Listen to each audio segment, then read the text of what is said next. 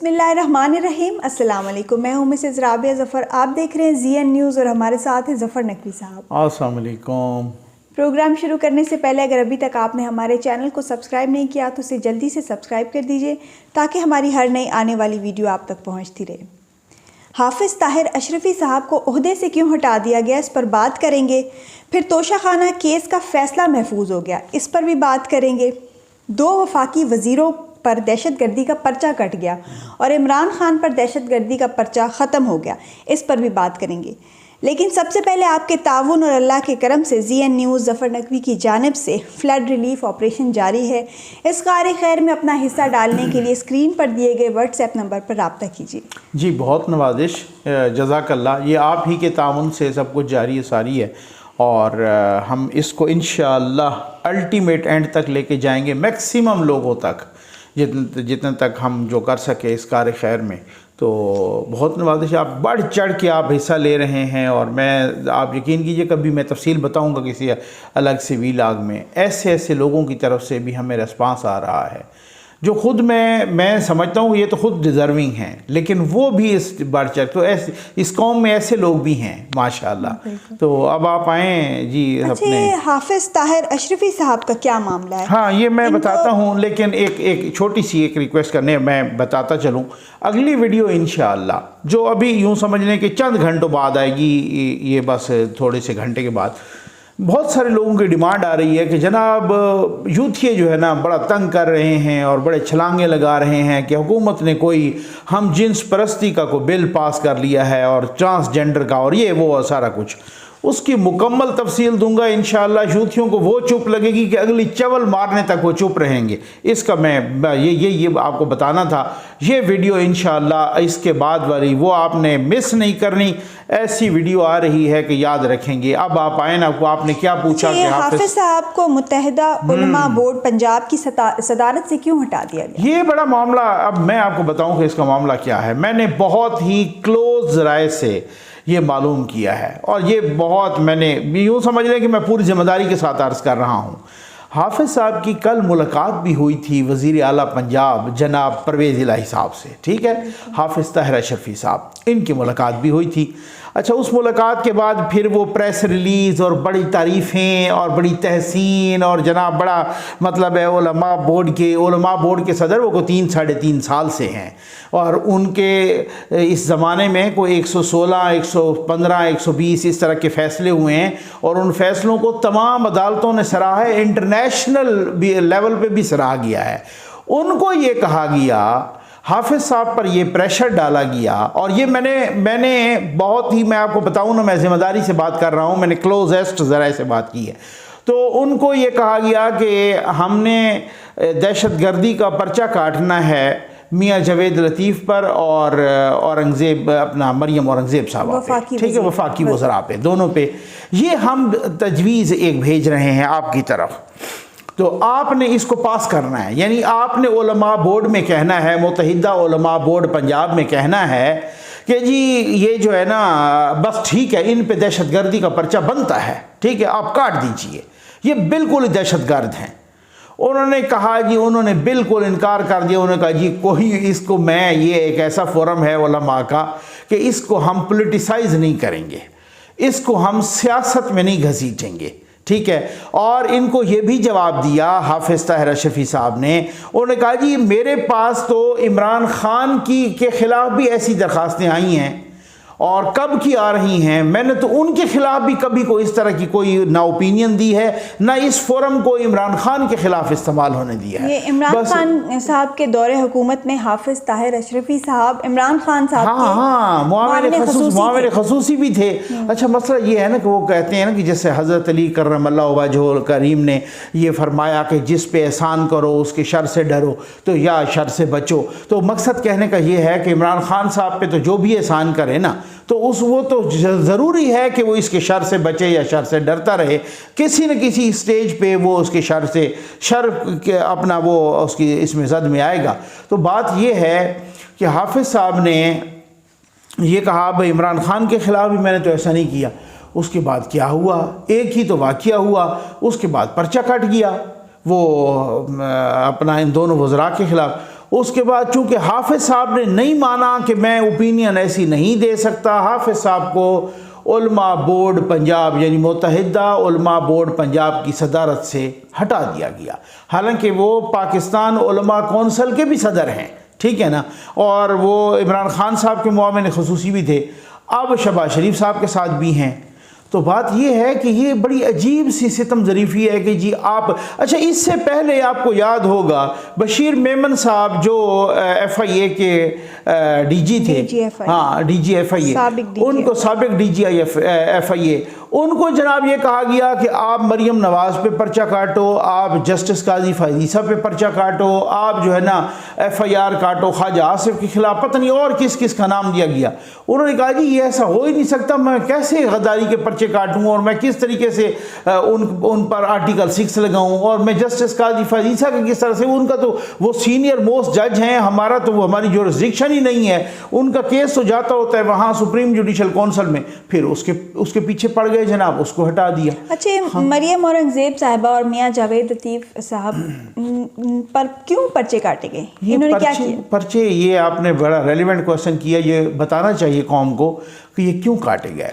اب میں آپ کو بتاؤں، انہوں نے پی ٹی وی پر بھی باقی جگہوں پر بھی یعنی پریس کانفرنس بھی کی، وہ پی ٹی وی پر بھی چلی، باقی جگہوں پہ بھی چلتی رہی، میاں جاوید لطیف صاحب نے عمران خان کے کچھ وہ 60 دکھائے کچھ۔ اب آپ دیکھیں کہ یہ دلچسپ ترین پرچہ ہے، یہ ایک ایسا پرچہ ہے، اس سے پہلے ہمارے دوست ہیں وقار ستی صاحب، معروف صحافی ہیں، جیو جنگ کے ساتھ ریلیٹڈ ہیں، ان سے وابستہ ہیں، بہت اچھے انسان ہیں وقار ستی صاحب، انہوں نے ایک ویڈیو شیئر کی اور عمران نیازی کے اسی طرح کے بیانات انہوں نے اکٹھے کیے۔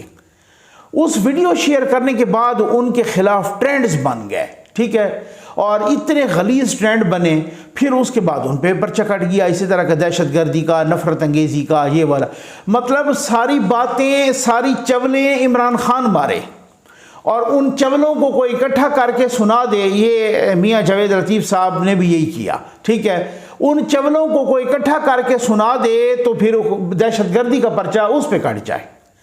عمران خان کہے کہ نعوذ باللہ میں آپ کو رسول مقبول صلی اللہ علیہ وآلہ وسلم کی سیرت سے آزاد کرنا چاہتا ہوں، عمران خان کہے کہ میں آپ کو لا الہ الا اللہ سے نعوذ باللہ آزاد کرنا چاہتا ہوں، اس طرح کی چولیں مارے عمران خان، اور جو پوائنٹ آؤٹ کر دے ان چولوں کو ان پر دہشت گردی کا پرچہ کٹ جائے۔ تو میں سمجھتا ہوں کہ یہ جو جن کو خان صاحب نے پنجاب کا سب سے بڑا وڈا ڈاکو کہا تھا نا، یہ وڈے ڈاکو سے بھی پوچھ گچھ ہوگی، یہ اب ان قریب ہے، ان کی حکومت جب جائے گی تو پھر آپ یہ دیکھ لینا کہ ان کو بھی کٹہرے میں یہ ادھر ڈالا جائے گا۔ حالت تو یہ ہے کہ آپ الطاف حسین صاحب نے کوئی ایک تقریر کی تھی، یاد ہے نا آپ کو نا، غالباً 22 اگست 2016، اور اس سے پہلے بھی جب وہ اے آر وائی پر حملہ بھی ہوا تھا، لندن میں بیٹھ کے جناب انہوں نے یہ تقریر کی تھی۔ اس حوالے سے اس پہ ہم بات کرتے ہیں، اس تقریر کے حوالے سے، کہ اس کو اب مجھے سمجھ نہیں آتی کہ اب آپ اندازہ کیجئے کہ اس حوالے سے جو ہے نا وہ تقریر کی الطاف حسین نے، اور جو سننے والے تھے ان پر بھی دہشت گردی کے پرچے کاٹ دیے گئے۔ اب یہ بڑی دلچسپ سی صورتحال ہے یہاں پہ پاکستان میں، میں تو حیران ہوں۔ اس کا تو مطلب یہ ہے کہ جو حکومت میں ہوگا، جب وہ حکومت میں آئے گا تو وہ اپنے مخالفین جہاں جس کی حکومت ہوگی، جس صوبے میں ہوگی، وہ دوسروں پہ ایف آئی آر کٹوا دے دہشت گردی کی، یہ حالات ہیں، اس میں آپ دیکھ لیں۔ اچھا، آ جاتے ہیں توشہ خانہ کیس کے فیصلے پر۔ توشہ خانہ کیس کا ہاں، تو میں وہ بات کر رہا تھا کہ الطاف حسین کی جو تقریر تھی، یہ توشہ خانے میں تھوڑا سا مجھے ٹائم دیجیے گا، جو الطاف حسین کی تقریر تھی وہ لندن سے بیٹھ کی ہوئی تھی، اس پر تو دہشت گردی کا پرچہ کٹ گیا۔ اچھا، جو سننے والے تھے، یہ بڑی عجیب بات ہے کہ وہ تقریر جو سننے والے تھے نا، ان پہ بھی کٹ گئے دہشت گردی کے پرچے، اور آج تک وہ بھگت رہے ہیں۔ اور عمران خان نے ادھر ہی کھڑے ہو کے تقریر کی، اور نے کہا آئی جی، ڈی آئی جی، جج کو کہا تمہاری ایسی تیسی پھیر دوں گا، ٹھیک ہے، اس پہ دہشت گردی کا پرچہ کٹا، جسٹس اطہر من اللہ صاحب نے اڑا کے رکھ دیا وہ پرچہ، اور وہ پرچہ جناب انہوں نے وہ 2-3 دنوں میں اڑا کے رکھ دیا کہ جی ان پہ دہشت گردی کا پرچہ بنتا ہی نہیں ہے۔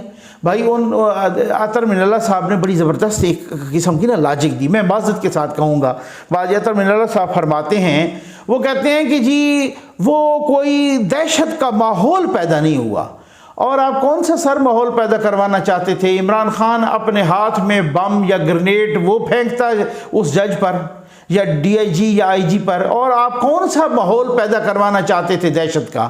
ایک اپنے آپ کو اتنا بڑا لیڈر کہتا ہے، جس کی اتنی بڑی فالوئنگ ہے، جس کی اتنی بڑی آپ کہتے ہیں مقبولیت ہے، وہ بڑا مقبول لیڈر ہے، وہ سٹیج پہ کھڑے ہو کے دھمکی لگا رہا ہے آئی جی کو، ڈی آئی جی۔ اچھا مزے کی بات ہے، عطر من اللہ صاحب نے خود کہا تھا، چیف جسٹس عطر من اللہ صاحب نے، انہوں نے خود کہا تھا چند روز پہلے کہ اگر اس جج کو کچھ ہو جائے تو کوئی انہیں مار دے، کوئی اس پر حملہ آور ہو جائے، اس کا ذمہ دار کیا ہوگا؟ یہ عمران خان کے وکیل سے مکالمہ تھا جسٹس عطر من اللہ صاحب کا، ٹھیک ہے۔ آج انہوں نے کہا ہے دہشت کا تو ماحول ہی پیدا نہیں ہوا۔ بھائی اگر وہ دہشت کا ماحول، اور کیسا دہشت کا ماحول پیدا کرنا چاہتے ہیں؟ میں کہتا ہوں ایک کو، کسی کو میں اگر دھمکی دیتا ہوں نا، اس دھمکی کی اتنی اہمیت نہیں ہے، اس کی بھی وہ ہے کہ قانون اور آئین کے مطابق عمل ہونا چاہیے، لیکن کیوں؟ اس لیے کہ کیا میں تو کوئی سیاسی لیڈر نہیں ہوں، میں تو کوئی اس طرح کا بندہ نہیں ہوں، ایک عام پاکستانی ہوں تو کسی کو دھمکی، لیکن اگر کسی کو عمران خان، کسی کو نواز شریف، کسی کو آصف زرداری، کسی کو جناب مولانا فضل الرحمان صاحب، اس ٹائپ کے لیول کے لوگ دیتے ہیں جب دھمکی، تو پھر لندن میں بیٹھ کے الطاف حسین کی دھمکی وہ تو دہشت گردی میں آتی ہے، اسلام آباد کے دل میں کھڑے ہو کے عمران خان کی دھمکی وہ امن میں آتی ہے، وہ شانتی میں آتی ہے، وہ پیار محبت میں آتی ہے، وہ دہشت گردی میں نہیں آتی۔ وہ دہشت گردی کا پرچہ خیر سے ماشاءاللہ کینسل ہو گیا، ختم ہو گیا۔ اب آپ وہ آ جائیں توشہ خانہ والے۔ اچھا یہ توشہ خانہ کیس کا فیصلہ محفوظ ہو گیا، یہ کیس ہے کیا اور یہ فیصلہ کب تک سنایا جائے گا؟ ہاں اور بالکل، کیا اس فیصلے سے عمران خان کا مستقبل غیر محفوظ ہو گیا ہے؟ اب یہ بات تو آپ دیکھیں گے کہ کتنا غیر محفوظ ہو گیا ہے۔ خیر پہلا جو فیصلہ آیا فارن فنڈنگ کا، اس سے تو چیف الیکشن کمشنر صاحب کی بلے بلے ہوگی کہ جناب انہوں نے میرٹ پہ فیصلہ دیا۔ جتنا بھی ان پہ پریشر تھا وہ پریشر انہوں نے برداشت کیا، وہ پریشر انہوں نے ریجیکٹ کیا اور فارن فنڈنگ کیس کا میرٹ پہ فیصلہ دیا۔ لیکن پھر بھی میں سمجھتا ہوں پتہ نہیں اس دن رانا ثناء اللہ صاحب کہہ رہے تھے کہ ہم بڑا اس پہ کام کر رہے ہیں، اللہ کرے ایسا ہی ہو، پتہ نہیں وہ کام کہاں تک چلا۔ الیکشن کمیشن نے اپنا کام کر دیا، اب جو کام اس کا فیڈرل گورنمنٹ کا تھا پتہ نہیں انہوں نے کب کیا ہے، کیا کیا ہے۔ اب یہ آپ نے کہا کہ یہ کیس کیا تھا، بیسیکلی یہ کیس یہ تھا کہ توشہ خانے کے سارے تحفے عمران خان نے بیچ دیے، وہ پنکی پیرنی کو کھلا دیے، ٹھیک ہے جی، وہ سارے تحفے۔ اس میں بات یہ ہے کہ بھائی، اچھا میں آپ کو ایک مزے کی بات بتاؤں، آج ہمارے دوست ہیں، صحافی ہیں، بہت اچھے انسان ہیں، آصف بشیر چودھری صاحب۔ یہ آصف بشیر چودھری صاحب وہی ہیں کہ جب نواز شریف صاحب کے کیس میں جج کے پچھلے دروازوں سے خفیہ والے نکل رہے تھے نا، تو آصف بشیر چودھری نے جا کے کیمرہ پکڑا اور ان کو وہاں پکڑ لیا تھا کہ سر جج کے ساتھ ملاقات کیسی رہی۔ وہ ویڈیو بڑی وائرل ہوئی تھی، وہ نواز شریف صاحب اب وہ ویڈیو اپنے ٹویٹر اکاؤنٹ پہ بھی لگاتے رہے۔ تو آصف بشیر چودھری صاحب بڑے انویسٹیگیٹو قسم کے بہت زبردست محنتی بہادر جرنلسٹ ہیں، وہ ان سے ویسے ہی طرح گپ شپ ہو رہی تھی، تو مجھے کہتے ہیں کہ ایسے ہی ہنسی مذاق میں مجھے کہتے ہیں کہ نقوی صاحب مجھے ایک بات تو بتائیں۔ میں نے کہا جی پوچھیں۔ وہ کہتے ہیں کہ اگر یہ توشہ خانے کی گھڑی نواز شریف نے بیچی ہوتی تو پھر عمران خان اس کے ساتھ کیا کرتا؟ میں نے کہا یار یہی بات یقین کرے میں یہی سوال آپ سے کرنے لگا تھا کہ اگر یہ توشہ خانے کی گھڑی تو عمران خان وہ کرتے، گلی گلی میں پتہ نہیں کیا مشہور کرتے۔ میں تو حیران ہوں، نون لیگ والوں کی چپ پہ قربان ہو جاؤں، ٹھیک ہو گیا نا، وہ ایسے چپ ہیں، ایسے مطلب آپ چھوڑ دیجئے، میں کسی کا ترجمان نہیں ہوں۔ لیکن اب بات یہ ہے کہ توشہ خانے کا کیس یہ ہے کہ جو گھڑیاں، جو پین، جو چھوڑا تو ہے کچھ نہیں نا، جیسے کوئی صفایا نہیں کرتا، جھاڑو نہیں پھیرتا، اسی طرح سے جھاڑو پھیرا نا توشہ خانے میں۔ اچھا یہ نہیں ہے کہ کوئی آخری سال لے لیتا ہے یا پہلے سال بیچ میں یار کوئی چھوڑ دیتا ہے۔ وہ 2018 سے لے کر نا 2022 تک، اپریل مارچ 2022 تک جتنے توشہ خانہ کے گفٹ تھے نا، عمران خان نے سارے کا صفایا کیا ہے۔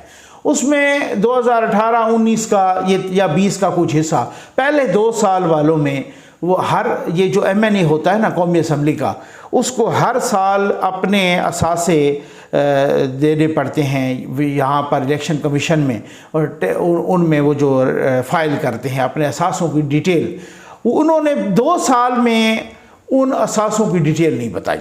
یعنی توشہ خانے سے جو رقم انہیں ملی وہ رقم انہوں نے اپنے کاغذات میں نہیں لکھی الیکشن کمیشن آف پاکستان میں۔ اب سمجھ آ گئی آپ کو؟ تو یہ ہوتا ہے چھپانا کہ آپ نے کاغذات میں نہیں لکھی تو چھپائی ہے۔ नवाज शरीफ को नायल किया गया कि उसने बेटे से उसकी तनख्वाह बनती थी लेकिन ली नहीं। ठीक हो गया ना। अब वो जो तनख्वाह, अब कितना बड़ा मजाक है कि बेटे से तनख्वाह बनती थी लेकिन ली नहीं है। इस बात को क्यों नहीं लिखा इलेक्शन कमीशन के गोशवारे में? ठीक है ना। लो जी, आप नायल हो गए हो। और खान साहब को तनख्वाह छोड़ दें, करोड़ों रुपए छुपाए हैं। जो तोशा खाने के गिफ्ट बेचे हैं उसमें जो करोड़ों रुपए है ना, खान साहब ने वो छुपा दिए। ठीक है, वो सारे के सारे, मतलब उस वाले से वो 2 साल में शो ही नहीं किए। उसका केस भेजा गया राजा परवेज़ अशरफ यानी स्पीकर कौमी असम्बली की जानिब से। वो उस केस को भेजा गया कि जी इसको नाअहल करार दिया जाए 62(1)(f) के तहत। अब उसी पर ये केस बहुत ख़तरनाक केस है, क्योंकि ये केस कंसीलमेंट ऑफ एसेट का केस है। इस केस में आपको याद होगा फैसल वोडा ने अपनी शरीयत छुपाई थी, डबल शरीयत, ड्यूल शरीयत या नेशनलिटी USA की, वो छुपाई थी, वो नाअहल हो गए हैं। ये केस बहुत ख़तरनाक है। अब देखिए कि महफूज, अब आपके व्यूअर्स पूछेंगे कि ये कब तक आएगा। ये आ जाएगा। फैसला जब महफूज होता है तो वो प्रेरोगेटिव होता है उसका, जो महफूज करता है, जो अदालत, जो कमीशन, जो भी। अब ये कल भी आ सकता है, अगले 2 दिन में भी आ सकता है, 2 हफ्तों में भी आ सकता है, 1 महीने में भी आ सकता है, लेकिन इतना प्रोलॉन्ग नहीं होगा। अब महफूज फैसला जब बहुत ज़्यादा लंबा होने लगे तो फिर एहतजाज भी करते हैं लोग कि जी वो फैसला सुनाए, फैसला क्यों नहीं आ रहा। तो ये फैसला आपने जैसे कहा ना, इमरान खान का फिर मुस्तकबिल गैर महफूज है, तो ये फैसला वाकई बहुत ख़तरनाक है। हो सकता है फिर खान साहब का मुस्तकबिल इसमें बहुत गैर महफूज हो। तो अब ये देख लें।